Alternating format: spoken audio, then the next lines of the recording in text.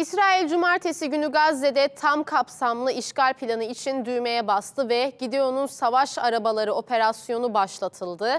Başlangıç aşaması olarak da hem kuzey hem de güney bölgelerinde geniş kara harekatlarının yapıldığı duyuruldu. Katar'ın başkenti Doha'da ise müzakereler yeniden başladı. İsrailli yetkililer operasyonun Hamas'ı masaya getirdiğini savunuyor.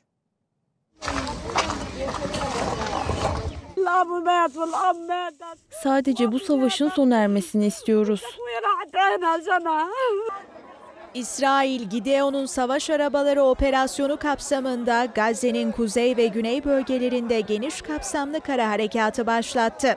İsrail ordusu harekata hazırlık olarak geçen hafta Gazze'de 670'ten fazla Hamas hedefinin vurulduğunu açıkladı.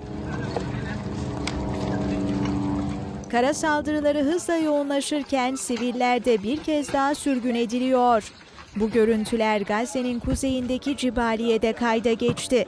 Siviller İsrail ordusunun tahliye emriyle bir kez daha kuzeyden güneye doğru yollara düştü. Evlerimizi bombalıyorlar. Bize sanki insan değil de hayvanmışız gibi davranıyorlar.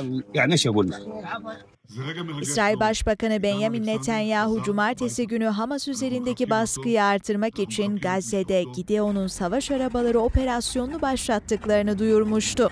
Daha önce planlandığı gibi ABD Başkanı Donald Trump Orta Doğu turundan döner dönmez harekat için düğmeye basıldı. Amaç Gazze şeridini tamamen kontrol altına alarak işgali kalıcı hale getirmek ve Filistinlileri güneyde dar bir alana sıkıştırmak. Netanyahu yönetimi operasyonun adıyla da İsrail halkına mesaj vermek istiyor. Gideon'un savaş arabaları isminin ardında Yahudi kutsal kitabı Tanah'tan derin bir dini referans yatıyor.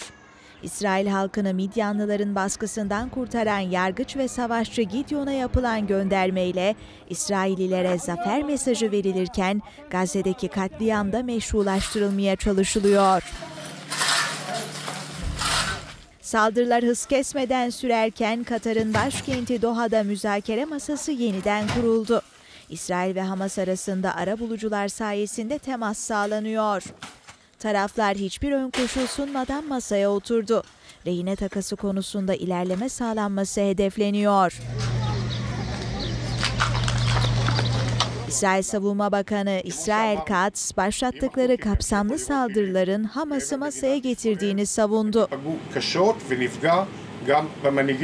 Hamas, savaşı tamamen sona erdirecek bir ateşkes anlaşmasından yana ve İsrail'in bölgeden tamamen çekilmesini talep ediyor. Bu talebe başından bu yana karşı çıkan Tel Aviv yönetimi ise tüm rehineler dönmeden ve Hamas tamamen ortadan kalkmadan saldırıları sona erdirmeyeceğini söylüyor. İsrailli rehinelerin aileleri Netanyahu'nun uzlaşmadan uzak tavrına tepkili. Ateşkesin bir an evvel hayata geçmesi için her cumartesi günü Tel Aviv'de eylem düzenliyorlar.